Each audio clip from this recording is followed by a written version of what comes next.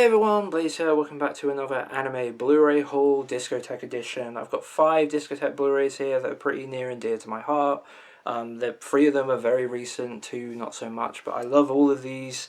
I'm going to start off with one that's probably my favourite. It's not the one I've given the highest score overall and as a rating. Like, I've actually watched everything here for once. Like, everything I'm going to talk about I've seen, which might affect the running time. Anyway, so yeah, I'm going to talk about what is my favourite here as well. I keep looking down because I've got a big pile of stuff here because this is a larger franchise, which as a whole I enjoy the most, even though the one thing we'll be talking about isn't necessarily the highest rated thing compared to everything else I will eventually show you. But anyway, yeah, so one of my absolute favourite franchises, which I have talked about sparingly in the past on this channel, is Masamune Shirow's Masamune Shirow's Appleseed. So yeah, this is my complete Appleseed collection, which is backwards. Yeah, so we've got volume 1, 2, 3 and 4. We never did get the volume 5. There was always supposed to be a volume 5 back in the day. Unfortunately, due to like something to do with like the serialization just not being up to Masamune Shirow's standards or something, from if I can remember that. Something like that meant we never got a volume 5, and at this point, we're probably never going to get one. I can't see him going back to Appleseed after all this time, which is unfortunate. But anyway, yeah, we do have 4 volumes of Dunan and Briareos' adventures in the city of Olympus. Yeah, I really enjoy this sci-fi series, and these 2 characters specifically. Dunan is one of my favourite female characters. I really like Briareos as well. I've heard that pronounced in so many different ways. I just go with Briareos. Yeah, that's just how I pronounce it. It's probably wrong, but whatever. I apologise if it's wrong. But anyway, so yeah, I just really like this general world setup and those 2 characters a lot. And there's been a lot of anime for it, and it's a lot of anime that I've watched. So yeah, this is my Appleseed collection, at least until recently. So I had the Manga Entertainment DVD with the flipped cover. This is kind of weird. They released this twice. This is the mirrored cover. I don't know which came first, like the first edition or the second edition of the second printing or whatever, but I don't know if you can see, but the Olympus on her badge. Oh, the E-SWAT. See how it's backwards? SWAT is backwards. So yeah, they released it like this, and they also obviously released it in the same way that Discotek did, with a cover like this, where, as you can probably see, SWAT is now the right way around on her badge just here. Anyway, yeah, so that's the original 80s OVA. We'll be coming back to this in a minute from Gainax. And then obviously we've got the 2004 film, the one that... This is my introduction to Appleseed. This is probably most people in my age group introduction to Appleseed and these characters. This one is much more serious and much more about the general like ethos, if you will, like I can't think of a better word, of Masamune's creation and his world and stuff. The Gainax one, OVA, we'll get back to in a minute, is more action focused, but I still like it anyway. But yeah, this is the one obviously that most people are most familiar with. This is the Steelbook that Genian did, and then I also have the Blu-ray that Sentai did with the new dub, which casts Lucy Christian, isn't it, who plays Dunan in the dub, which matches all the old dubs. Oh, well, all the newer dubs that came after. The original Genian dub had a different voice cast. This one matches the rest of the dubs. Anyway, if that makes any sense, which it probably doesn't. And we've got Ex Machina, which is pretty cool, in the Steelbook from Warner Brothers, and then on Blu-ray from Warner Brothers. Obviously, I don't need to own it twice, but I do because the Steelbooks are cool and I like this franchise.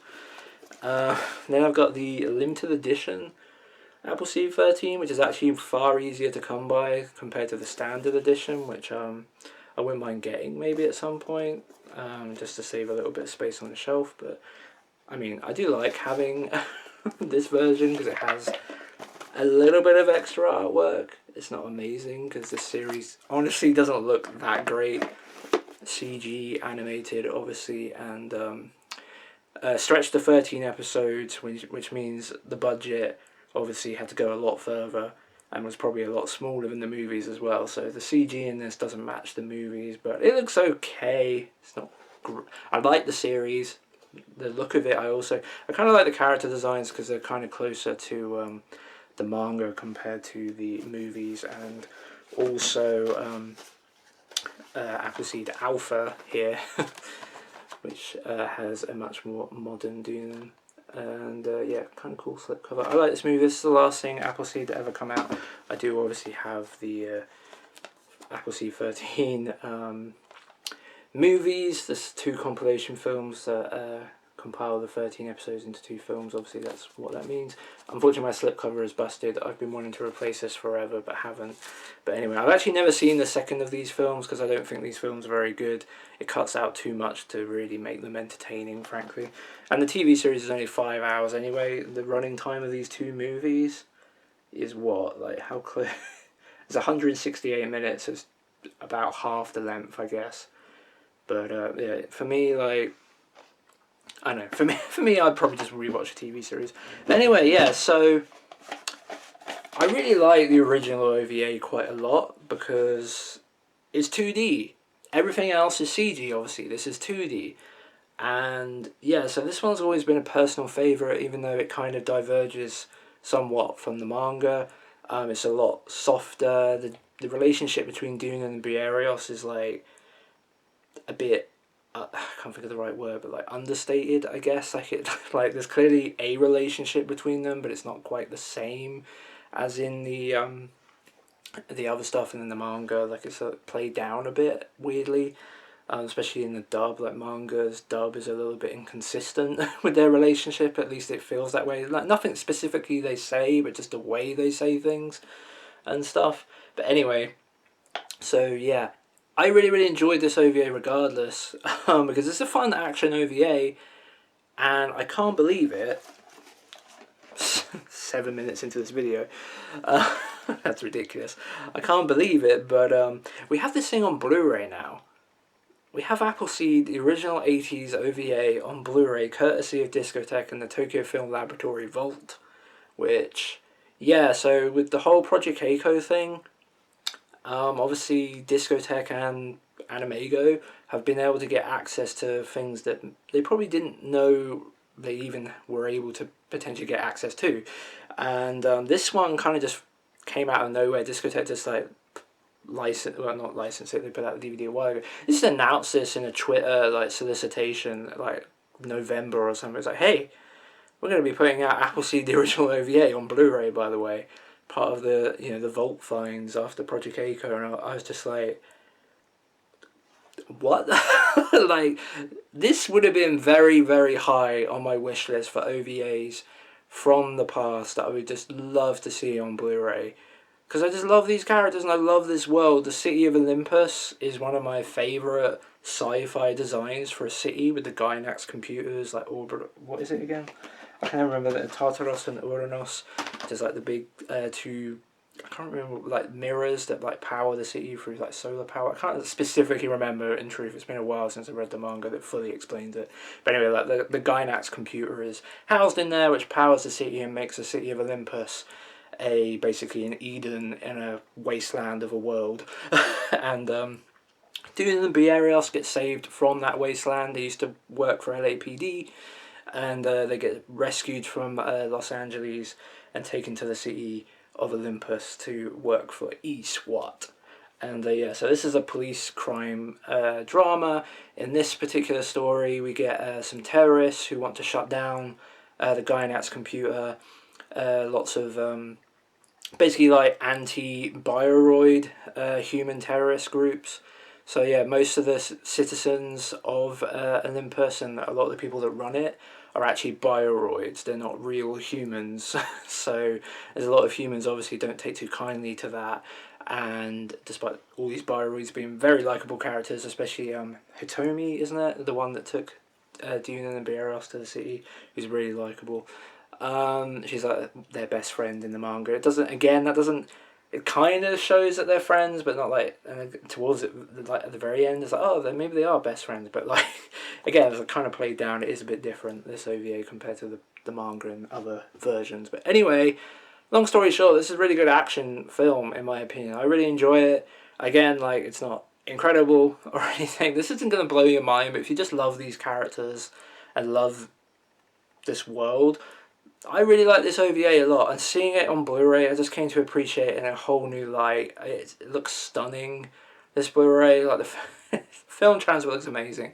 35mm film print, like it looks gorgeous, absolutely gorgeous. Like Discotek don't seem to have done like a whole lot of work, so I don't give a shit about this, but I know some people do. Like, I do not mind seeing this stuff at all. In fact, it just reminds me that I'm watching a film print, but there's an odd few blemishes and scratches here and there. I don't give a flying fuck when I see that stuff.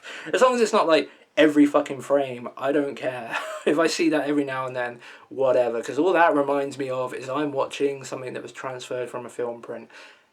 An Appleseed 1988 OVA film print. This is the best this has ever looked since they made it, since this was first shot, and they would have, you know, maybe done a preview, like privately at Gynax watching it. This is the best it's ever been seen in public, pretty much, unless it did get a theatrical run. Again, I can't remember if it did, but assuming it didn't, this is the best it's ever looked in the world ever. Like, and that's awesome. So, and I really, really enjoyed it. I watched this with the dub one night and then followed it up the next day watching it with the subtitles. I love the dub, the manga dub. Like, it's a manga dub. You either like them or you hate them. As I posted on Twitter, I love their sumptuous stupidity. Like, some of the one-liners are just ridiculous. Yeah, so I really, really like this. This has a couple of VHS like promos from back in the day, there's also a Japanese one which actually seems to have been either maybe it came with the film elements, I don't know, I doubt it. I think they took what the original Japanese one was and then re-edited it using the HD materials to, you know, remake the trailer. But anyway, yeah, so as it says on the back, released for the first time anywhere on Blu-ray and HD, this brand new 1080p remastered version, includes the original Japanese with English subtitles and the English dub. Highly recommend picking this one up if you're a fan of this OVA. Obviously, you should probably already have this by now. If you somehow don't and didn't know this was coming out, go out and buy it. It's amazing. It'll blow your freaking mind. I'm so happy about this. I can't believe I talked about it for nearly 12 minutes, but that's probably a bad omen for the length of this video and the likelihood I'll actually get through all 5 of these Blu-rays, but I'll try, I guess. Okay, so next I think we should probably talk about the one Blu-ray that I've already name-dropped, which is obviously Project A-ko. So, Project A-ko, Discotek lovingly re-released a while ago. I actually didn't buy their version because I already had the Central Park Media what is it called, collector's series with remastered video. Ooh. This looks terrible, frankly, but for the longest time this was basically the best it could look. I think Discotek's version did clean it up a little bit, but yeah, this is the remastered version from the original Project A-ko, which I dread to think what that looks like compared to this. Because again, like I said, this doesn't look good at all, really. I mean, it's standard of this sort of era, and what you kind of, like, as someone who's watched a lot of OVAs, is kind of what you expect a lot of them to look like, unfortunately. So there's nothing against Central Park Media in that regard, but again, it didn't look good. So yeah, I kept this version rather than upgrade to the Discotek DVD release, because this one actually comes with the soundtrack on CD, which is kind of cool. And having that recently rewatched Project A-ko, I really like the soundtrack, and obviously watching a whole featurette about it that's on the Blu-ray as well. That was really cool. So that's what I had.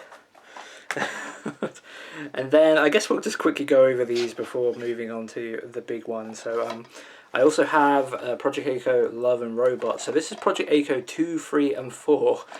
Those of you might remember that Discotek put out 2, 3 and 4 of Project A-ko on DVD separately. Project A-ko 2 on its own, 3 on its own, 4 on its own, which is kind of crazy given that Central Park Media had put it out, and this DVD wasn't that hard to find, I don't think. I mean, it'd been a long while since I tried to find it. I'd had my copy for a very long time, but still, like, that was surprising to me. They did that. Those are now out of print, so potential Blu-ray for these coming in the future. Don't ask Justin Savakis about it. He'll get very angry at you. he gets a little bit spicy on Twitter sometimes. So yeah, Project Echo was obviously a lot of work, but yeah. Probable Blu-ray coming for these in the future. When that will be, I don't know, but given the DVDs are out of print, I think that's a good sign. Anyway, and then there's also something that Discotek have never put out, which is Project Echo and Civil Wars. This is a 2-episode OVA from the 90s, the mid-90s. This one is a remake of the original Project Echo, from what I remember, kinda. Eiko and Biko are bounty hunters on an untamed world when a young heiress, Seiko, falls out of the sky. Yes, I think it's like slightly changed from the original, or changed considerably, but it's supposed to be a remake of sorts, or reimagining. I've never watched it. That's my opinion, and my mumbling probably gives away. Yeah, I've never watched it, or 2, 3, or 4. I've only seen the original, and honestly, I wasn't that impressed with it. But obviously, this project here, pun wasn't intended, but might as well have been. Yeah, this project here, Project Echo for Discotek, obviously it's something I had to support. They originally were going to do a upscale using the fabled AstroRes upscaling AI technology, and they did a little preview for that of what that would look like, and it looked pretty good. But in the interim, and after a lot of work of trying to get the AI AstroRes version up to snuff, many hours were then basically flushed down the drain because thanks to a friend of Robert Woodhead at Animego, Discotek were able to find the fabled film print for Project Echo, the thing that was considered lost for all time, basically. That's what they had heard way back in the day when they wanted to... Central Park Media originally wanted to get the film print. I'm pretty sure this is the story. When they wanted to do their version, this remastered version, and they weren't able to get it, so basically they just took the best laser discs they could find and did as much as they could with the technology of the day and their budget to produce this remastered version. Because yeah, Japan had come back saying, we don't have the film print, we don't know where it is, so sorry about that. Anyway, film print was found sometime, like, I don't remember if it was last year or the year before, but don't know if that was ever fully communicated, but I think it was sometime early last year or something. And yeah, we have Project Echo in beautiful, stunning, true high definition from a 35mm film print. On this disc we have the widescreen version that would have ran in theatrically, as well as the 4x3 full screen version. I watched the full screen version. This also includes the classic dub, which I can't remember who did the dub. I don't know if it was Streamline or Manga or Project Echo. I think it might have been Manga back in the day that did the dub. I forget. I actually didn't watch it with the dub this time. When I first watched Project Echo, I didn't like it. Honestly, I think I just watched it too early. I know this for a lot of people was one of their first ever anime. But obviously it wasn't for me. Being a bit younger, obviously, it just wasn't around when this was happening. Would have loved to have been, but I wasn't. So yeah, I didn't get to see this way back in the day. And when I eventually did get to Project Echo, video quality was really muddy. The dub was awful, but I watched it with the dub anyway. The dub is pretty bad in my opinion, like one of the worst. Well, not one of the worst, but I really don't like the dub. Anyway, yeah, so that's how I watched it. And I didn't get any of the references, really. Like, they all kind of just flew over my head. But now, having seen all the anime I've seen, and specifically things like Captain Harlock, obviously Castle Cagliostro, Fist of the North Star, things like that. A lot of the references this time obviously landed, and the jokes therein landed as well. And I enjoyed this so much more this time. I absolutely devoured this Blu-ray. I've seen basically everything that's on this disc. Again, minus the dub and the widescreen version. Like, I've watched everything that's on this disc, every little featurette they did. In fact, specifically, the first thing I did when I bought this Blu-ray was put it in, and I went through because I knew there was like loads of extras. So I thought, well, let's see what all those are before I watch the film. Let's see what's actually in store for me after I've watched it. And yeah, I read the 30-page liner note like featurette thing that basically explains the entire history of Project Echo on video in the West, and the whole journey they went on to from Discotek themselves, from announcing that they got it, announcing they were going to do this Astro Res thing, and then obviously finding the film prints and all that stuff. And obviously we had the context from before about the film prints not supposedly not existing, why that was such a momentous thing to have happened, to find them and such. And yeah, that was a really good read. Then I watched the film, and yeah, I was blown away. I remember Justin Savakis on Twitter and maybe on one of the streams like warning people. I was like, hey, we did the best we could. We're cleaning this up, but we did, and I think I remember from one of the panels, I can't remember, it was someone else they had on, someone who also does some of the video. It looks like he's quite a significant member of the Discotek production team, but that hasn't really been name dropped overly much. I can't remember his name. But anyway, I think he mentioned something to do with like the AI cleanup job they originally did, and they went through and it was like too clean, and it it cleaned up things they didn't want it to clean up, so they had to kind of leave it as is and only like really go in at the spots that really needed it. I watched it and I was expecting it to be a little bit rough, and honestly, I thought it looked amazing the whole time. Like again, as I mentioned with Appleseed, like I don't care if something has like the odd scratch here and there and the odd little blemish here and there, because all in all, it just reminds me that I'm watching a film print and it hasn't been scrubbed to death with DNR. It hasn't been destroyed by video processing, post-processing effects and stuff. Like, no, this looks as it kind of should look, like it's the most natural, and considering its age as well. Like, this is an old anime. Like, this came out, I think 1980, I can't remember, 87, 86. Don't think it says on the back. It really, that I know I mention this every time, it really bugs me that they never freaking put the years of stuff on the back. I don't know why that isn't a thing, but anyway, should I really keep going about all the stuff on here? I mean, there's a lot to get into. Project Echo.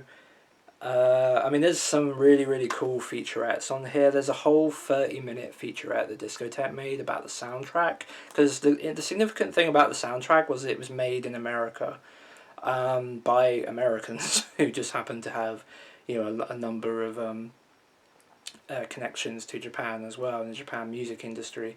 But yeah, the actual soundtrack was made in America. The songs are in English and are really, really cool.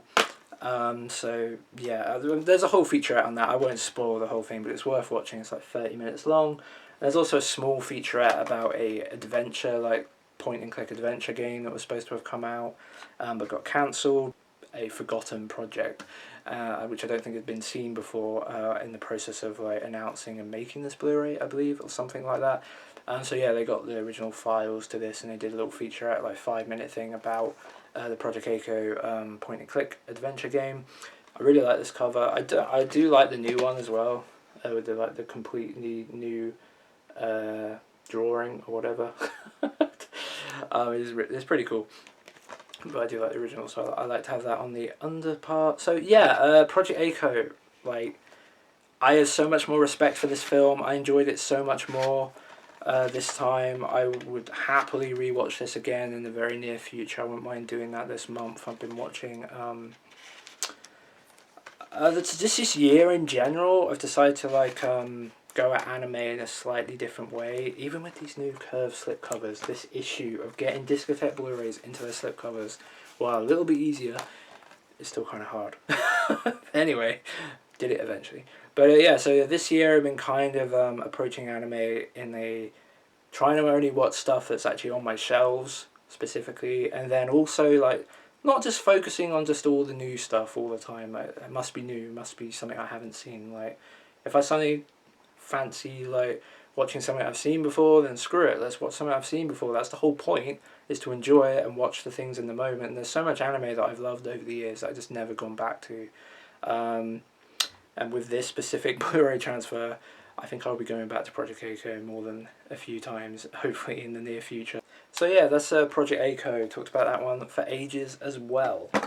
This has to be one of the most self-indulgent pickup videos I've ever done. I've talked about 2 Blu-rays, and I think this video might already be close to half an hour, which is ridiculous, but I've still got 3 more to go. Hopefully this will take a little bit less time. If you're still watching, I highly appreciate it, and I hope you're enjoying it. Okay, so this one came out in February. In fact, it's supposed to come out on like February 25th or something, but I already have it. It obviously came out early, and mine got shipped early, which is cool, and I've already watched it. Absolutely loved watching this. I've got a whole new appreciation for this as well. I mean, I liked it the first time, but I liked it even more the second time. So yeah, what am I talking about? Well, here's my original manga entertainment DVD, Angel Cop, the collection. So yeah, this was for a while anyway, before Discotek's Rescue on DVD and other Blu-ray, which we'll look at in a minute. But yeah, before that, this was like one of the rarer, more desirable manga OVAs, especially considering how long it is. This is really considerably longer than all the other manga stuff, pretty much.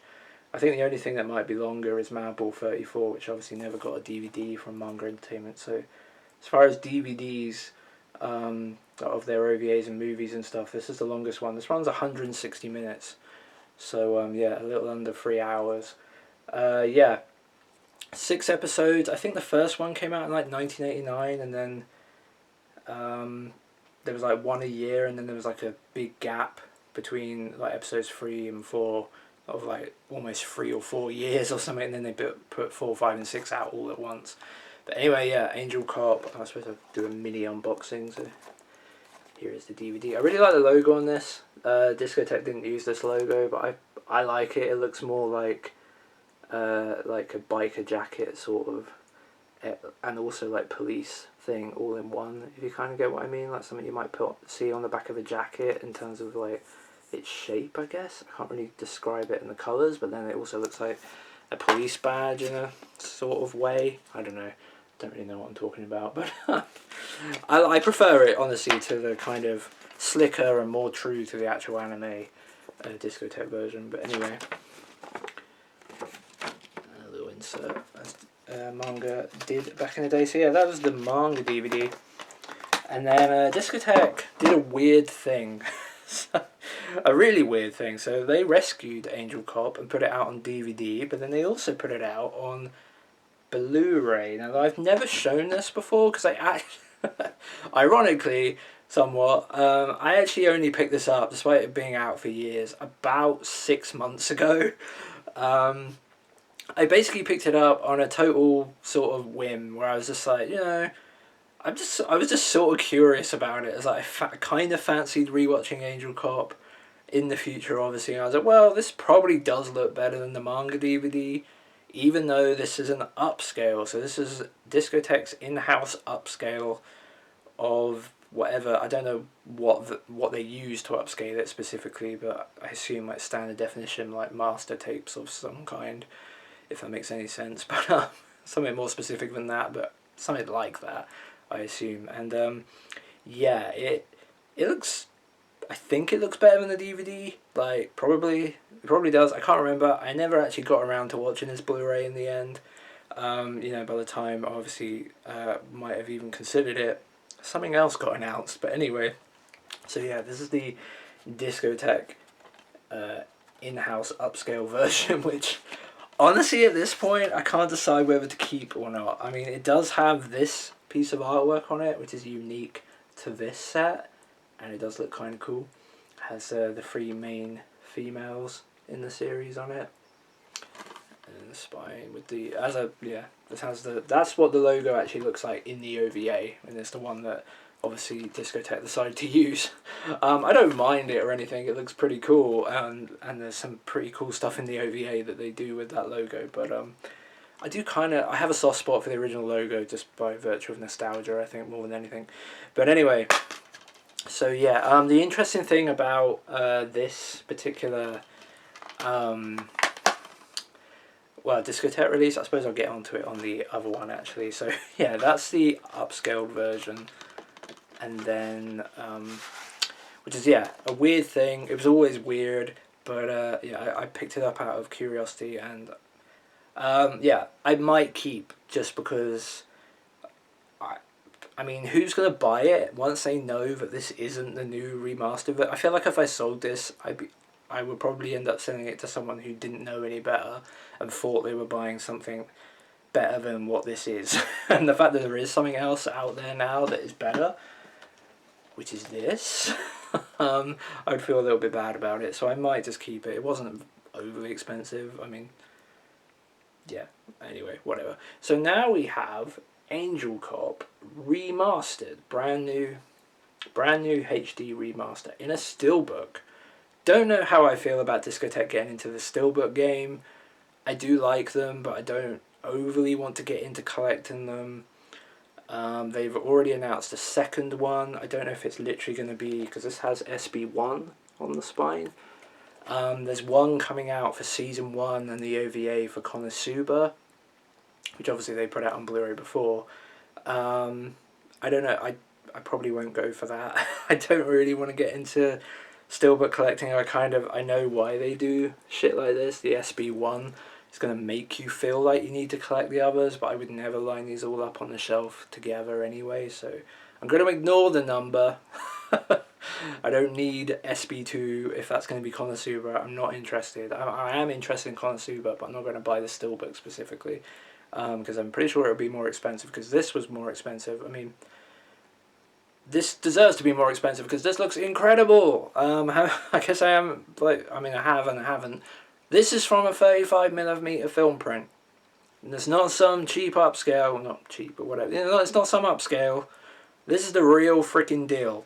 And this looks amazing. I loved how Discotek revealed this on their Twitch panel back in like December or something, with like the scene they used as like the famous gratuitous gory scene from Angel Cop's first episode, where Angel storms into this office building that has some terrorists in it and basically blows this girl's brains out, literally.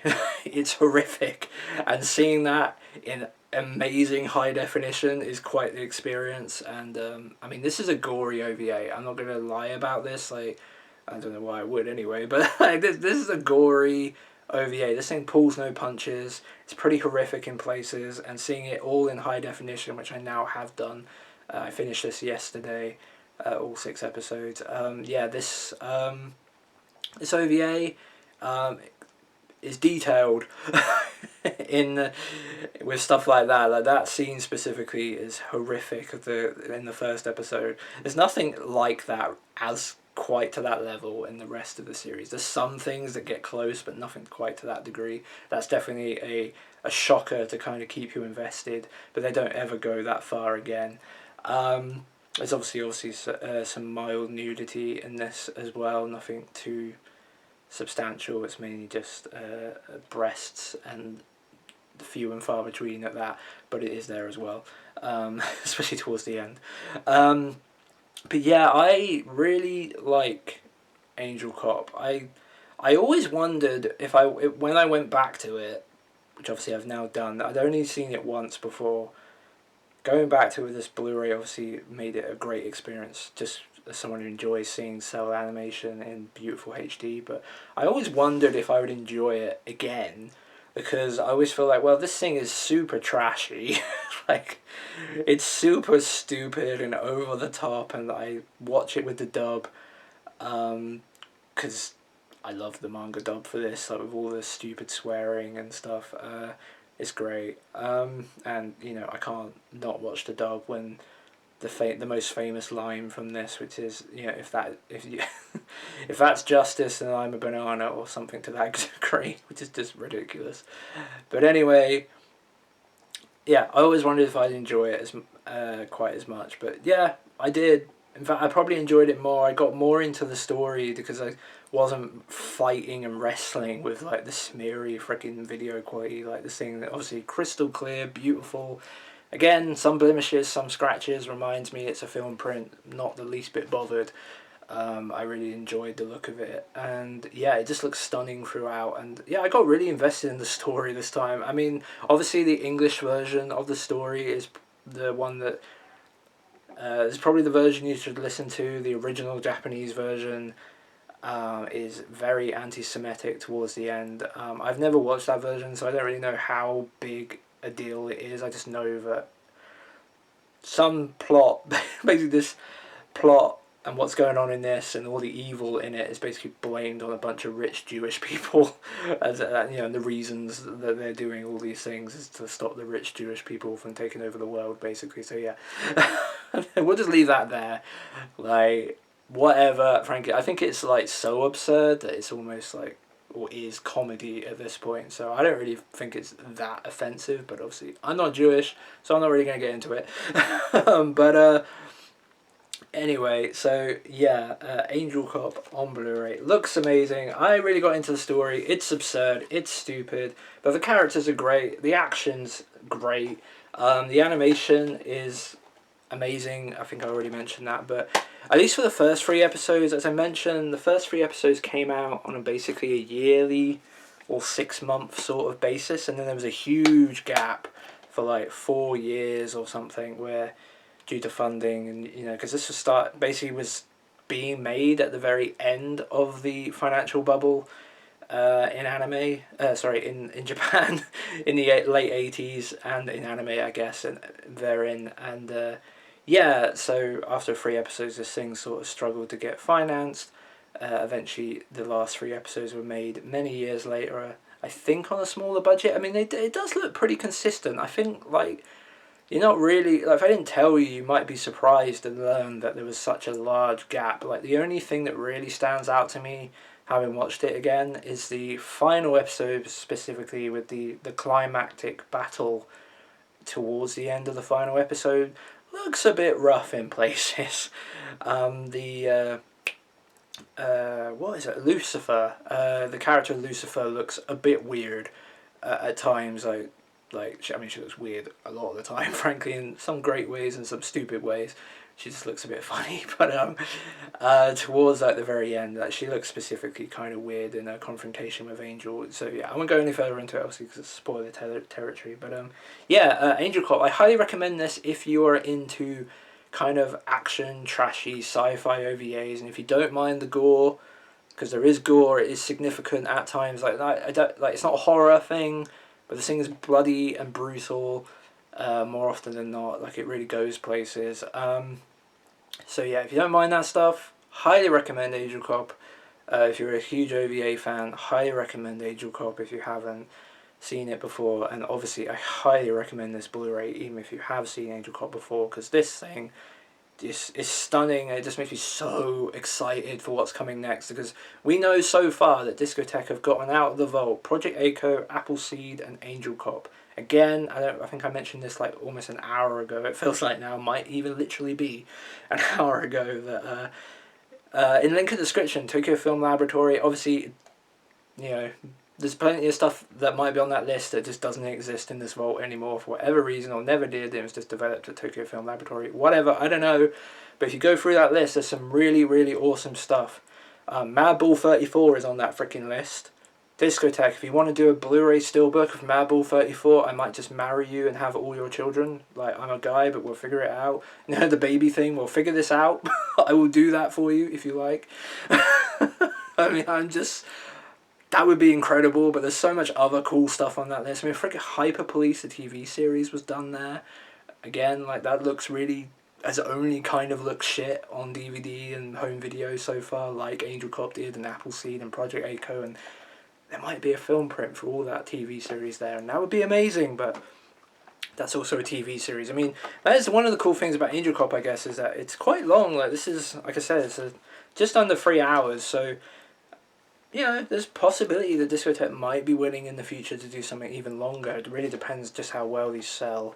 So yeah, go out and support Angel Cop. I'm probably going to buy a secondary protection for this, because I have I can't even remember, Labyrinth. David Bowie's Labyrinth, Jim Henson's Labyrinth on a Blu-ray in a Steelbook, Mondo Steelbook, which tends to come with these plastic slip covers, which also, has just like this one where it's got the artwork there, but has all the information printed on the slipcover thing. But I found that slipcover just, that took all the scratches. So the slipcover gets all scratched, and I would kind of prefer this not to. Like, it's already starting to get a few little, tiny scratches here and there just from me picking it up and putting it on the shelf a few times over the last few days. So yeah, I'm probably going to get a secondary thing for this to give it the best chance of not being completely destroyed over the years, hopefully. But anyway, yeah, really cool to see a Steelbook, I guess. Again, I'm not a huge fan of them, but I will support the ones that I feel like are worth supporting, and this one obviously was. This is the only way currently to get this. I would imagine Discotek might do a more normal standard version of this in a non-Steelbook form in the future. But yeah, that's Angel Cop on Blu-ray in the Steelbook.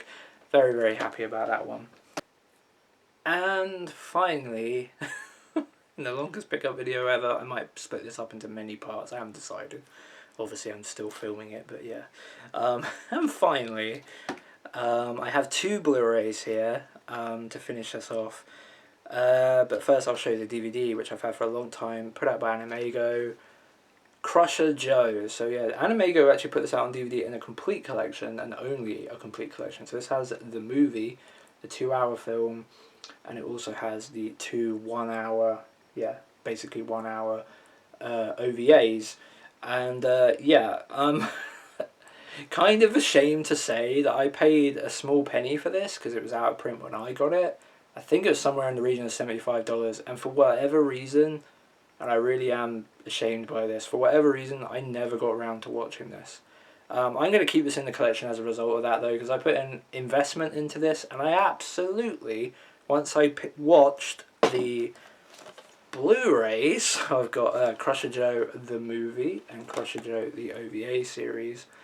Once I watched the Blu-rays, I fell in love with Crusher Joe. This is absolutely amazing. This is the highest rated thing on my anime list for of all the stuff I've shown you today. This is the thing I've given the highest score. I gave these both a 9 out of 10. I almost gave them 10s out of 10s, like specifically the OVA, but I do like the movie as well. It's just a little bit long, but yeah. So Crusher Joe is amazing. Crusher Joe is about this kind of like almost Millennium Falcon type team. So yeah, in the Crusher Joe universe, when the United Space Force can't do whatever they need to do, they hire crushers, and crushers are basically guns for hire, muscle for hire. They'll do the dirty jobs, they'll do the things that you can't get done, and yeah, that's basically what we have here in Crusher Joe. So we follow Joe and his team in their own like almost Millennium Falcon looking ship. Have I got a good picture of it on any of these? Yeah, there we go. So you got a ship there. I mean, it doesn't really look like the Millennium Falcon, but whatever. So yeah, they got their own ship, and they go around the universe doing odd jobs and gun for hire and all those sort of things. So yeah, and this one, yeah, so we got in 1980 we got Crusher Joe the movie. This is actually based on a novel, a sci-fi novel, obviously. What's the name of the guy again? I always forget. Haruka Takachiho. Haruka Takachiho. It's just the original story. Haruka Takachiho. Yeah. Anyway, it's the creator of Dirty Pair, and technically Crusher Joe kind of like takes place in the Dirty Pair universe, or Dirty Pair takes place in the Crusher Joe universe, kinda. It's a very loose thing, but it's like played around with a little bit. And actually, Dirty Pair make their first ever like animated appearance in this, but it's just like at some point they go to a drive-in like movie, like a space version obviously, but yeah, a drive-in movie, and on the said movie that they're watching is Dirty Pair, and you see the two girls looking kind of different but also kind of familiar. And yeah, anyway, so yeah, Crusher Joe the movie is really, really cool. I really love the animation in this and just the general camaraderie. That's why I kind of think Like, I'm not a huge Star Wars fan at all, by the way. Like, I don't have any great love or nostalgia for Star Wars. I enjoy it, but I'm not a huge mega fan, or even freaking. I barely even call myself a fan in the traditional sense. Like, I like it. That's kind of it. But there's something very recognisable to me is that the whole Harrison Ford, like Chewbacca, and just that whole bit when they're all on the Millennium Falcon together, and that camaraderie that everyone loves and adores is totally in this. Like that sort of chemistry between the characters is in this, and it's really really fun. It's just a really good knit crew, and they go around this like very interesting locales throughout, including like I mean, I can't remember the name of the place, but you know, in Star Wars when they go to that bar with the the all that stuff. Yeah. There's even like a scene like that in this where they go to like a bar, a club, if you will, and just all that sort of stuff. And yeah, the general story is really, really cool. Crusher teams are hired for all kinds of reasons, and this latest job seemed easy. Take a cryogenically frozen, terminally ill woman from a gang of criminals and transport her within 30 hours to a place where her illness could be treated. Only things go sideways when an unknown effect pulls Joe's ship out of warp, leaving him and his team adrift in space with a United Space Force battleship, bearing down on them with accusations of piracy. What's more, their patient on ice, their payment, and their client are all missing, which leaves the team with nothing to prove their innocence. Someone set them up, and they're not about to let that go. A tip, leads the team to Legol, a planet overrun with outlaws and bandits. It's a dangerous place, and Joe, Alfin, Ricky, and Talos have only just scratched the surface of a conspiracy that could rip space and time apart. Yeah, I really, really like this movie. I gave this a 9 out of 10. It's just a really, really fantastic sci-fi space opera type film. It's on 2 discs here, the Blu-ray. We have a full screen version, which is the version I watched. You get more picture, that's why I watched it. And then we got the widescreen version as well, because obviously this was released theatrically. The animation is great. You know, for 1980, this looks really freaking good. Like, for example, this is kind of unfair, actually, in retrospect. This is kind of unfair, but the Mobile Suit Gundam trilogy films, which obviously are re-edits of the 1979 TV series, so yeah, really unfair, in fact, but those don't look overly great. Like, this looks amazing animation-wise. Like, this is clearly a movie budget, and it does the works, and this is obviously also Sunrise, which is why I bring it up. It looks really, really good. I really, really enjoyed Crusher Joe the movie, and I also really, really enjoyed Crusher Joe the complete OVA series. So these came out considerably later. I think like the late 80s, so like 1988, 89 or something. But yeah, I really like these. The animation is just as good, if not better, obviously, than the movie that predates it by almost a decade.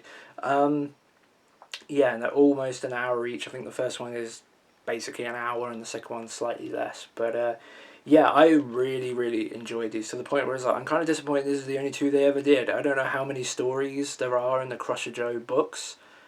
I presume it's more than the 3 that we got animated, but yeah, I would have loved to have seen more of these from Sunrise. Like, yeah, these are fantastic sci-fi films and action journeys and such. I really, really enjoyed the first one, which is called, where is it? It's actually named on the DVD, The Ice Prison. After an industrial accident changes the orbit of a comet's core being used as a prison for political prisoners, the team is hired to alter its trajectory before it hits the planet Oro. What they don't know is that the corrupt dictator who hired them would much prefer it if all the prisoners and the heroic crushers died during the rescue attempt. I really, really like the first episode of this. It's fantastic tension, fantastic action. I really like the opening for this particular. I mean, that's one thing I haven't actually talked about at all yet. Like, the soundtrack to Crusher Joe is amazing. Like, the theme, again, I'll probably link it in the comments or in the description, because it's bound to be on YouTube somewhere. The Crusher Joe theme is on exactly the same sort of level that you would expect from things like Indiana Jones, Back to the Future, Superman, like all that stuff, in terms of like iconic 80s action movie and comic movie themes and stuff. Crusher Joe's one is, yeah, right on the same sort of level. It's amazing, and it just makes me so excited when the logo comes up, specifically for this episode, because I just think it looks cool.